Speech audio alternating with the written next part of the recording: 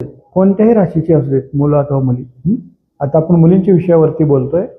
मुलींची जर लग्न होत नसतील कोणत्याही राशीचे असू देत त्या, तर त्यांनी दर मंगळवारी गणपतीला एक डाळिंब व्हावं आणि दररोज सूर्याला जल अर्पण करावं.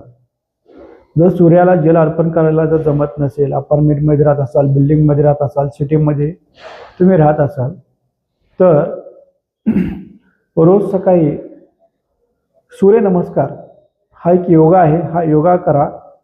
नसेल तर सूर्यनमस्कार तुम्ही गच्चीवरती अपार्टमेंटच्या बिल्डिंगवरती जाऊन करू शकता, जल अर्पण करू शकतात.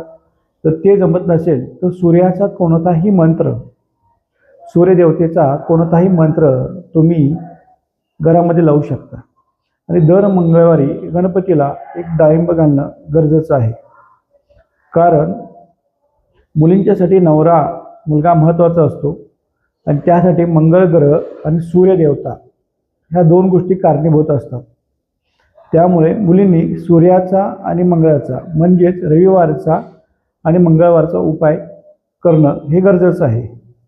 तसेच मुलांच्या बाबतीत ज्या मी मगाशी बोललो की मुलांचे लग्न होत नाही आहेत, अडचणी येतात, कोणत्याही ते राशीतले असू देत, तर त्यांनीसुद्धा सोमवारी महादेवाच्या मंदिरामध्ये एक मूठ साखर व्हायला सांगितल्याप्रमाणे व्हायचे. सोमवारी कोणताही मंत्र चंद्रदेवाचा लावला तरी चालेल, यूट्यूबला आपल्याला सहज अवेलेबल होतात. शुक्रवारी देवीला गजरा व्हा आणि देवीचा कोणताही मंत्र घरामध्ये लावा. लवकरात लवकर म्हणजे अतिशीघ्र हे देवता प्रसन्न होतात आणि विवाहातल्या आपल्या लग्न कार्यामध्ये ज्या काही अडचणी असतील त्या अति अर्जंटली निघून जातात.